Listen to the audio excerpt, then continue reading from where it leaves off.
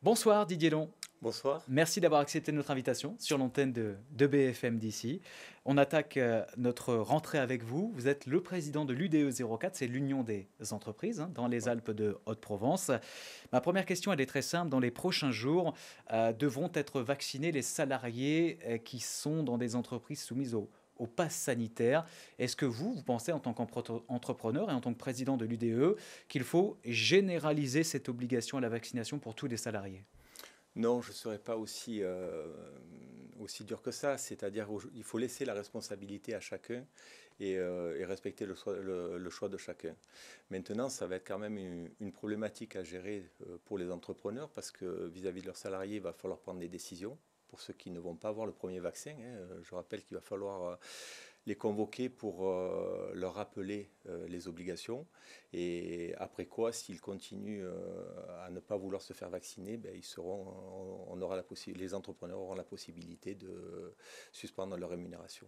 C'est pas difficile ça à mettre en place quand on est chef d'entreprise, parce que bien sûr on veut faire du profit, mais on veut aussi garder ses salariés. Complètement, donc on l'a vu depuis le début de l'année, les problématiques de recrutement qu'on avait. Donc aujourd'hui, le peu qui nous restait, disons, avec qui on pouvait travailler, aujourd'hui, c'est de les mettre hors jeu. Donc c'est quelque chose qui est difficile. C'est un choix qui nous est imposé et pas très logique. Vous le regrettez ce choix? Complètement, oui. Oui, oui. Aujourd'hui, il faut laisser à chacun ses responsabilités et il faudrait que chacun puisse prendre ses responsabilités à son niveau, que ce soit le salarié, que ce soit l'entrepreneur et que ce soit l'État. Si on remet les choses dans leur contexte, c'est quand même les entrepreneurs qui ont demandé donc à pouvoir travailler, continuer à travailler, moyennant certains dispositifs. Donc l'État a tranché, a pris des décisions et nous ont imposé quelque part des modes de fonctionnement, mais en mettant toutes les responsabilités sur les chefs d'entreprise. Et ça, c'est pas très logique. Il aurait fallu que chacun puisse avoir sa part de responsabilité là-dedans. Alors il y a d'autres chefs d'entreprise qui estiment que il faut vacciner à tout va pour que nous reprenions tous une vie normale, que la relance soit effective le plus rapidement possible. Vous ne partagez pas, vous, ce constat? C'est difficile aujourd'hui, on n'a pas suffisamment de recul. Je crois que dans cette gestion de crise, on a eu un manque d'humilité. Beaucoup de gens se sont exprimés et avec beaucoup de manque d'humilité, c'est-à-dire qu'aujourd'hui, on n'a pas suffisamment de recul sur ce qu'il y a. Donc c'est le choix de chacun. Chacun doit prendre ses responsabilités et doit respecter l'autre. Ceux qui se font vacciner le font avec leurs convictions. Ceux qui ne se font pas vacciner le font avec leurs convictions. Il y a des lois, il y a des règles qui ont été mises en place là-dessus. Il faut aussi les respecter de l'autre côté. Mais quoi qu'il en soit, une distanciation sociale, une distanciation sanitaire, pardon, les barrières sanitaires doivent être mises en place, bien respectées. Dans les Alpes de Haute-Provence, quel est le premier bilan que vous tirez sur les mois qui viennent de s'écouler, les 8 premiers mois, début d'année, j'imagine, difficile? Est-ce que la relance est là? Il y a eu quelques jours le Big Tour, qui est le Tour de France de la relance, qui est passé et qui s'est terminé à Saville-le-Lac en présence de Jean-Michel Blanquer ou encore de Renaud Muselier. L'organisateur du Big Tour sur notre antenne a dit, voilà, la relance est là, tous les feux sont au vert. C'est le cas aussi dans le 04? Complètement, donc les feux sont au vert, point de vue économique, donc on ne se plaît pas, les entreprises sont satisfaites de ce qui s'est passé depuis le début de l'année. On en parlait tout à l'heure, l'activité touristique donc, est rassurante, une augmentation, donc 6% sur la globalité des nuitées, 12% donc, sur les excursions. Reste à connaître les chiffres du panier moyen qui aurait été dépensé là-dessus. Je crois que ça doit tomber la semaine prochaine. Donc voilà, plutôt satisfaisant, plutôt très satisfaisant même. Maintenant, je dirais, c'est moralement que c'est compliqué, donc parce qu'on n'a pas trop de visibilité, on a beaucoup de contraintes qui viennent en plus de ces contraintes sanitaires. Je pense au BTP par exemple, La matière première? sur les problèmes de matières premières, donc pénurie de matières premières, le coût des matières premières qui est en train de prendre des proportions donc énormes. Est-ce qu'à un moment donné, ça va pas plomber le plan de relance? Je ne sais pas. Est-ce qu'il y a des secteurs qui s'en sortent mieux que d'autres? Je pense à votre entreprise, par exemple, vous êtes dans les transports Brémont. Est-ce que c'est plus difficile, par exemple, pour votre entreprise, parce que j'imagine que vos chauffeurs doivent passer les frontières, vous devez vous adapter à tous les pays, toutes les réglementations, parce qu'il n'y a pas une seule et même réglementation pour les pays européens. Comment ça se passe, par exemple, vous, à titre personnel, pour vos chauffeurs?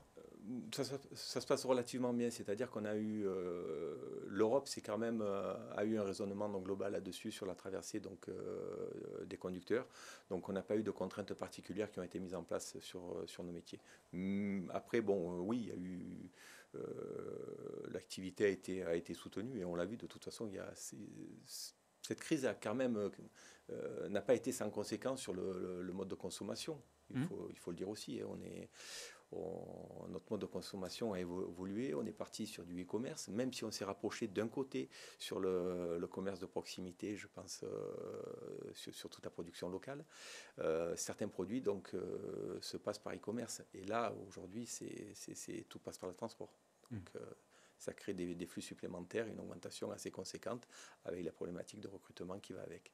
Didier Long, vous êtes en relation avec beaucoup d'entrepreneurs dans les Alpes d'Haute-Provence, y compris dans les Hautes-Alpes aussi. Est-ce qu'il y a des entreprises qui aujourd'hui sont menacées de fermeture en raison de cette crise que nous traversons? Est-ce que l'État a été au rendez-vous? Il semble que oui, hein. Beaucoup d'entrepreneurs l'ont dit sur notre antenne, mais est-ce qu'il y a certaines entreprises qui n'arrivent pas à s'en sortir et qui sont soit obligées de licencier, soit obligées peut-être de déposer le bilan dans les Alpes d'Haute-Provence? Alors, pas à ma connaissance directement. Donc, effectivement, il faut saluer aujourd'hui l'implication de l'État dans cette crise. Et il y a eu des actions qui ont été, une action qui a été exemplaire de la part du gouvernement. La meilleure d'Europe, hein, je veux dire, heureusement qu'on a eu le gouvernement qu'on a eu, puisque ça a permis aux entreprises de passer ce cap, d'être rassurées et de pouvoir continuer, de se relancer. Le plan de relance, parlons-en, parce Oui. que justement, il est important, conséquent pour la région Provence-Alpes-Côte d'Azur, environ 1,7 milliard d'euros pour toute la région. Et les Alpes d'Haute-Provence qui arrivent, certaines entreprises à tirer leur épingle du jeu, il y en a à Manosque, il y en a à Oraison, il y en a ailleurs aussi. Est-ce que c'est suffisant, ça, pour relancer la machine? 12 entreprises donc, qui ont été lauréates, donc, que je félicite et que c'est réjouissant de voir ça. Je me permettrai de mettre un bémol par rapport à la région. C'est vrai qu'on annonce des chiffres qui sont éloquents et qui sont assez conséquents. Par contre, quand on voit la position de la région sur le plan de relance, et je parle des données qui datent de juillet, c'est la 5e région de France et on est l'avant-dernière en termes de subventions. Donc pour vous, Je ne sais pas. C'est juste des données que j'ai eues. Aujourd'hui, je ne peux pas en tirer de conclusion. Il faut pêcher là-dedans, regarder un petit peu ce qu'il y a. Mais en termes de subventions donc, obtenues sur le plan de relance, donc on est l'avant-dernière région, donc la dernière étant la Bretagne. Alors s'il y a bien un secteur qui craint pour son avenir, ce sera ma dernière question, c'est la lavande. En raison d'un changement de directive européenne, l'huile essentielle pourrait être à terme considérée comme un produit chimique. Renaud Muselier doit d'ailleurs venir à Valençol, selon nos informations, ce jeudi matin pour soutenir la profession. Pour vous, est-ce que l'Europe va trop loin dans ce dossier? Je pense que l'Europe, aujourd'hui, c'est un peu toute la problématique des décisions descendantes. Aujourd'hui, il faut, et sur les territoires ruraux comme les nôtres, tenir compte des problématiques, de notre connaissance et notre façon de voir les choses. Et je pense qu'aujourd'hui,